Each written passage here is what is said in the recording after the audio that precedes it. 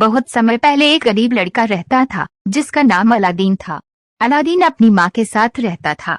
एक दिन एक अमीर और प्रतिष्ठित दिखने वाला आदमी उनके घर आया और अलादीन की माँ से कहा, मैं अरब से एक व्यापारी हूँ और चाहता हूँ कि आपका बेटा मेरे साथ आए।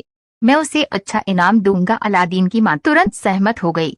उसे क्या पता था कि अमीर व्यापारी होने का नाटक करने वाला व्यक्ति वास्तव में एक जादूगर था। अगले दिन अलादीन अपना सामान पैक करके व्यापारी के साथ चला गया। कई घंटों की यात्रा के बाद व्यापारी रुका। अलादीन भी आश्चर्यचकित होकर रुक गया कि उन्हें ऐसी सुनसान जगह पर रुकना चाहिए। उसने चारों ओर देखा, मीलों तक कुछ भी दिखाई नहीं दे रहा था।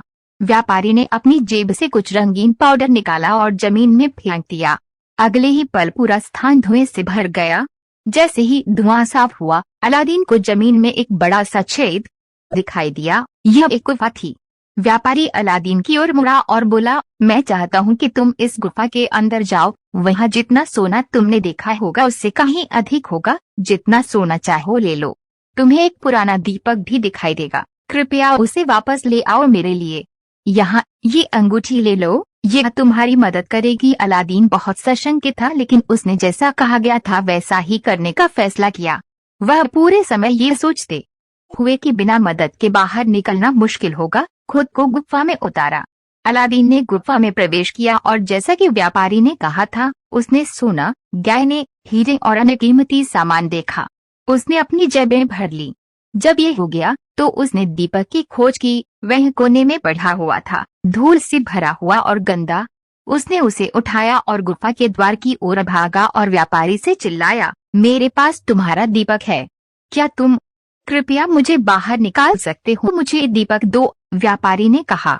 अलादीन को निश्चय नहीं था कि यदि वह दीपक लौटा देगा तो उसे बाहर निकाला जाएगा, तो उसने कहा, पहले कृपया मुझे बाहर खींचो। अलादीन और जिन इससे व्यापारी नाराज हो गया। जोर से चीखते हुए उसने वही रंगीन पाउडर निकाला और गुफा के द्वार पर फेंककर उसे एक विशाल शिला से बंद कर दिया। अलादीन उदास था।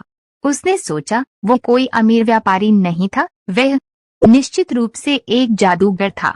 मुझे आश्चर्य है कि ये दीपक उसके लिए इतना महत्वपूर्ण क्यों था। वह यह सोच ही रहा था कि उसने दीपक रगड़ दिया। अचानक कमरे में एक अजीब सी धुंध भर गई और उस धुंध से एक अजनबी दिखने वाला आदमी बाहर आया। उसने कहा, हे स्वामी, मैं दीपक का जिन हूँ, आपने मुझे बचा लिया। आपकी इच्छा क्या होगी? अलादीन डर गया लेकिन कांपती आवाज में बोला, मुझे घर वापस ले चलो। और अगले ही पल अलादीन अपनी माँ को गले लगाते हुए घर आया। उसने उसे जादूगर और दीपक के बारे में बताया। अलादीन ने फिर जिन को बुलाया। इस बार जब जिन प्रकट हुआ तो वह डरा नहीं।